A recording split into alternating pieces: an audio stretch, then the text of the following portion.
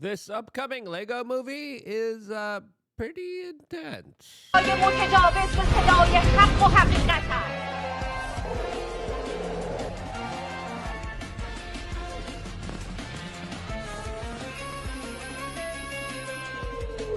All of this as the situation is getting more and more wild as the United States continues to do a very significant military buildup in the Middle East. All of this as China has come out and is warning us, along with the Ruskies that aren't too happy with our latest Middle Eastern endeavor, that we're aiding, abetting, supporting, taking defensive actions for another country, and now potentially taking offensive actions, getting involved in the fight, as there are now multiple plans. One approved by the President of the United States that he said he needs 2 weeks to decide what he will be doing. All of this is happening as we have two major old school members of government and the intelligence community actually warning Donald Trump that, hey, we should maybe think about the long-term consequences here. And I agree with that. We're going to be talking about that, plus a lot of the very kind of nuanced, crazy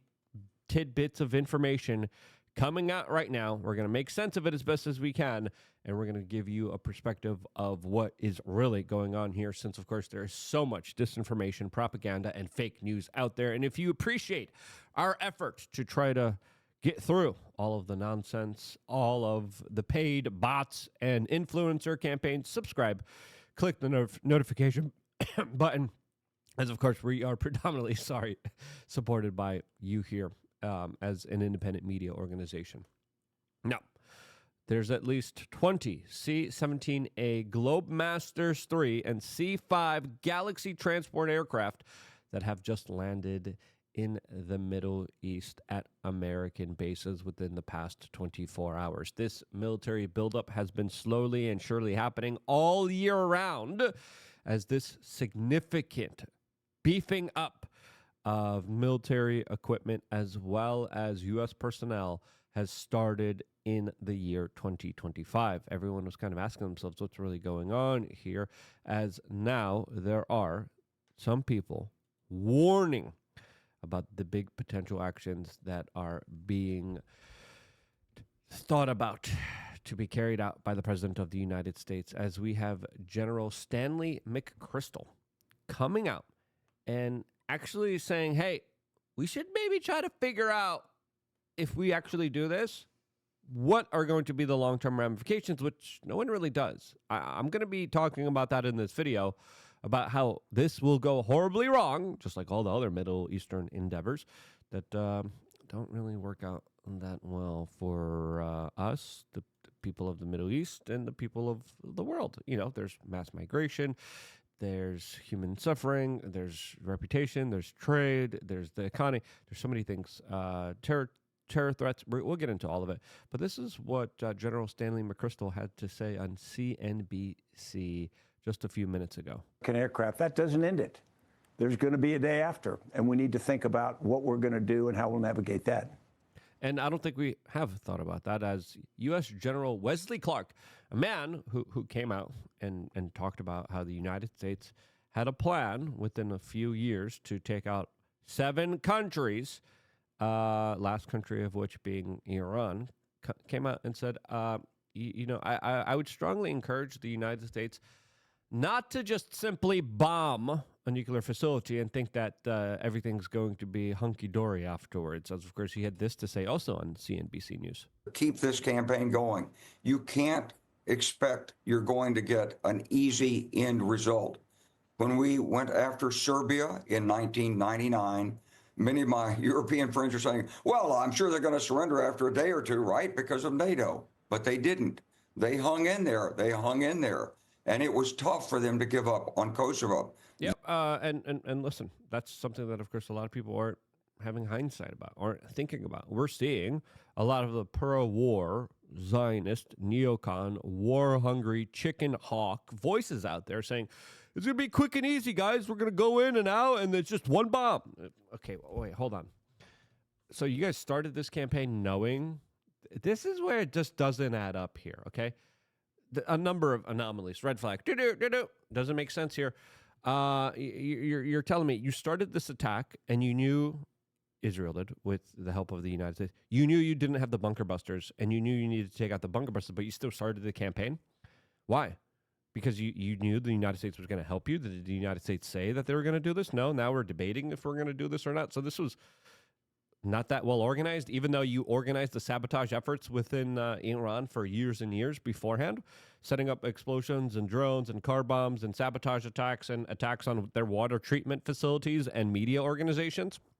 You're telling me you planned all that, but you didn't have the hindsight to think about whether or not you're going to have the ability to go through, of course, their underground facilities. That just doesn't, red flag. Second red flag here that I think is important to understand here is that the CIA came out saying, no, Iran's a football player on the 1 yard line. They're going to score. Okay. They're going to score. They're going to have nuclear weapons. Donald Trump. They're going to have nuclear weapons. Yeah. Well, anytime now, Bibi. Any day now, they're going to have nuclear weapons. Bibi's been saying that since 1995. The Israeli government has been saying that since 1995. Bibi has been saying that since 2002. The Iranians have the nuclear weapons. Yup, any day now. Okay, and then Trump and Bibi and the National Security Council, all of them there.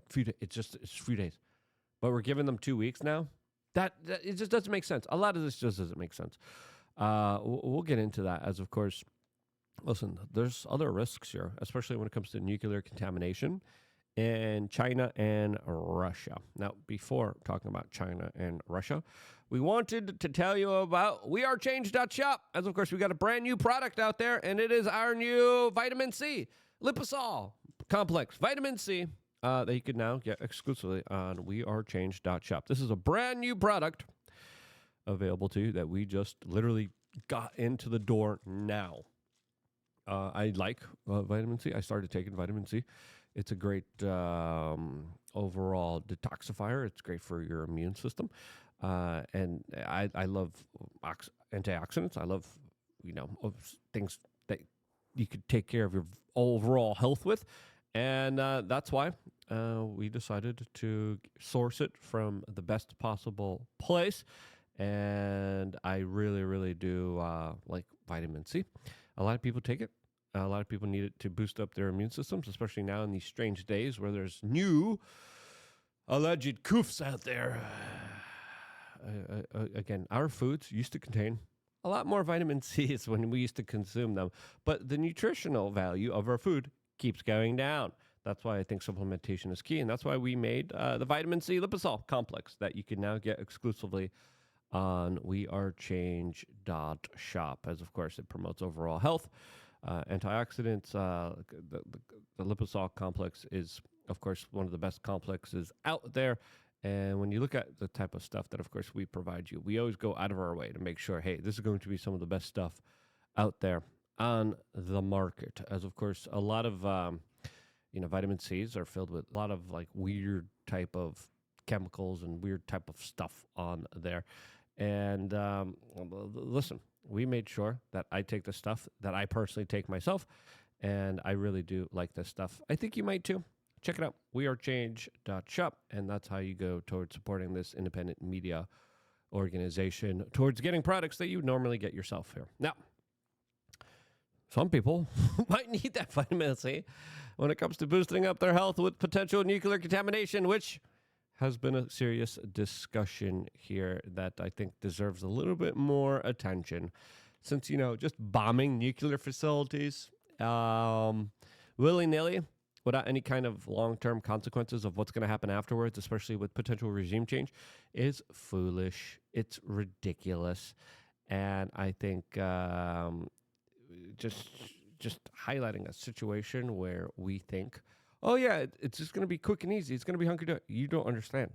We don't even know exactly what's underneath a lot of those facilities.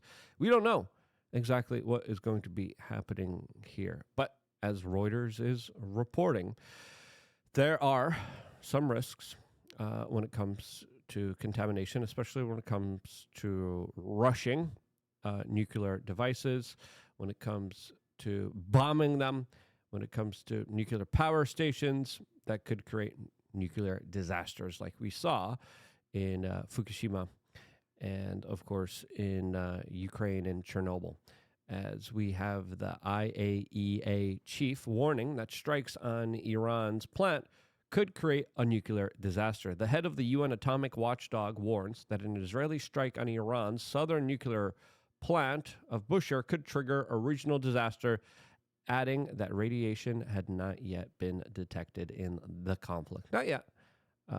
Is that a possibility here? As, of course, we have another article here saying Israel-Iran attacks, live updates. Russia warns of Chernobyl-like catastrophe if Israel attacks nuclear power plants, as the Russians also have some of their own people working on some of these nuclear facilities. And the Russians talked about, Vladimir Putin talked about how he reached out to the Israelis and told them that he has his citizens working there. The Iranians have had a very strange deal. They used to enrich uranium, send it over to the French. The French used to make those rods for them. The kind of radiation afterwards was kind of given to Russia. And Russia, along with China, have very strong partnerships and ties with each other. Now, these ties include the latest and greatest air defense systems, rocket systems, and fighter jets that the Russians have been sending the Iranians. The Iranians have been sending them a lot of drones that they have been using in the conflict against, of course, Ukraine. As Xi and Putin have presented a united front over what's happening right now with the United States, Israel, and Iran, as they have both released veiled messages to Donald Trump here. As CNN writes, China and Russia positioning themselves as voices of reason, calling for de-escalation of a conflict the United States is contemplating on entering. These are optics Xi Jinping and Vladimir Putin sought to project during a phone call on Thursday, as U.S. President Donald Trump weighs joining Israel in attacking Iran. The fast spiraling conflict between the two sworn enemies in the Middle East has presented Beijing and Moscow another opportunity to cast themselves as an alternative to U.S. power. In their call, Putin and Xi strongly condemned Israel's actions, calling them a breach of the UN Charter and other norms of international law, according to the Kremlin. The elephant in the room, of course, is Russia's own violations of international law in its ongoing war against Ukraine, which Beijing has constantly refused to condemn. Wonder why?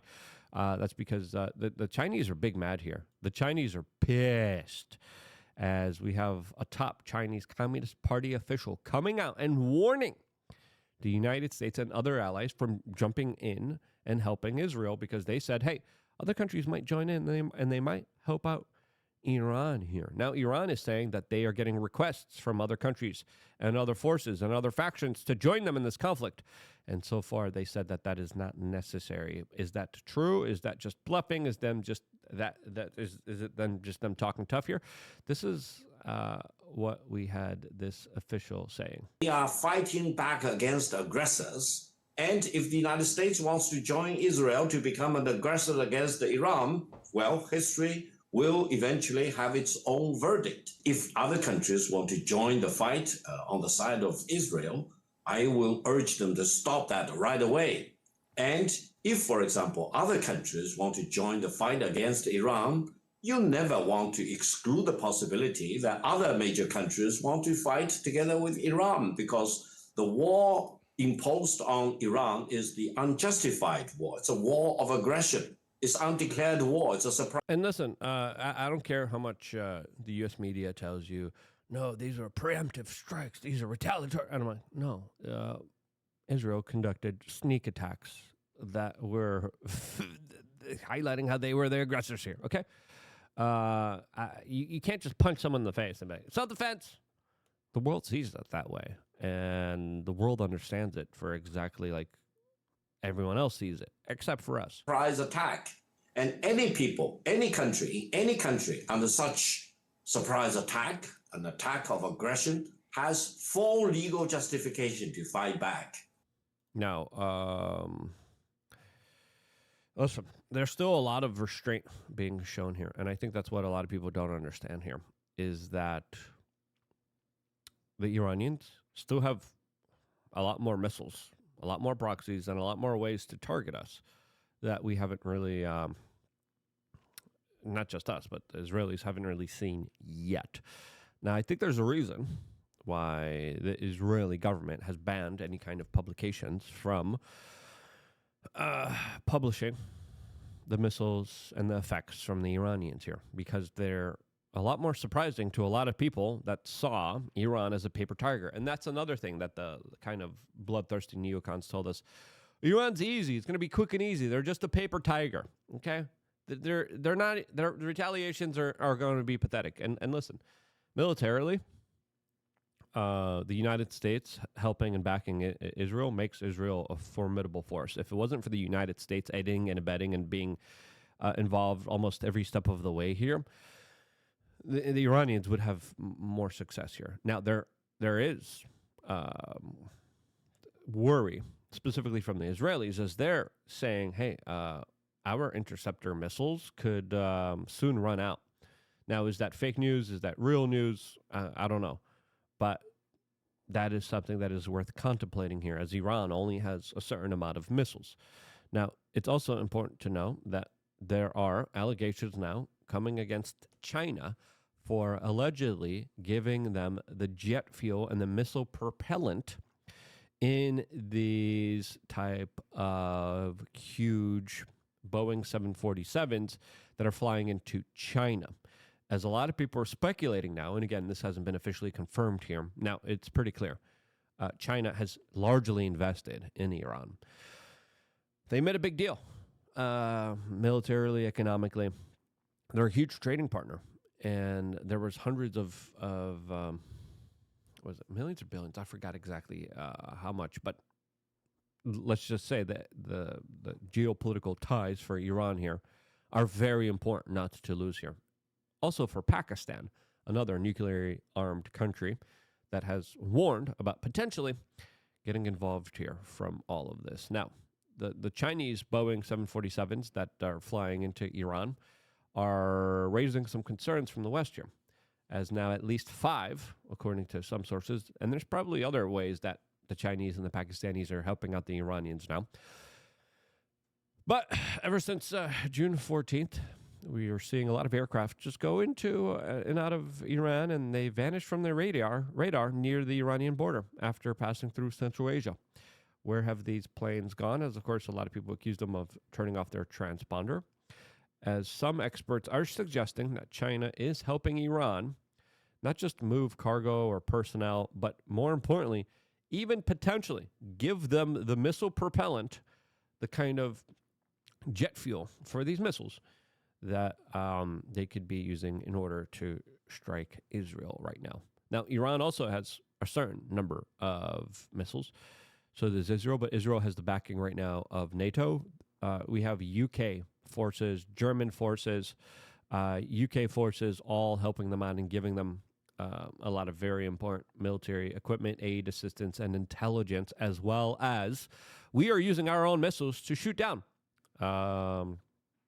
the missiles that the Iranians are flying against the Israelis, with potentially Chinese jet fuel inside of them. Now, we also are getting some reports highlighting how 2 Chinese electronic surveillance ships are now in the Persian Gulf as well here, as we, of course, now all await a potential Iranian retaliation against the United States if the United States gets involved here. Now, I think China and Russia absolutely do not want the United States to get involved here. They do not want to see the government toppled there.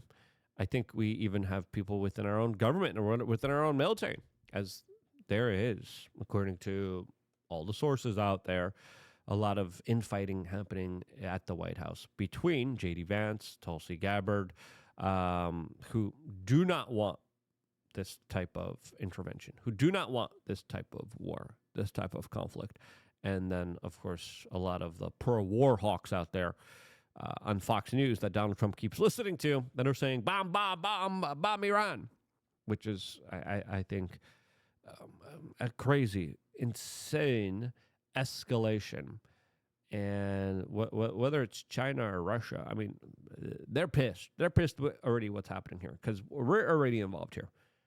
the level of our involvement is now being debated, which is troubling because it signals retaliatory efforts. And I'll tell you, I'm going to make a future video talking about the hacking, the alleged sleeper cells. I'll tell you about the worst case scenario in the future video about how this could unfold very quickly, very surely here, in a way where the American citizens are going to have to pay the ultimate price here for Middle Eastern endeavors that don't really work out in our favor ever. Now, when you have Wesley Clark and Stanley McChrystal all on national television be like, guys, let's think about this, please. Like, let's think about the consequences. I think we should do that.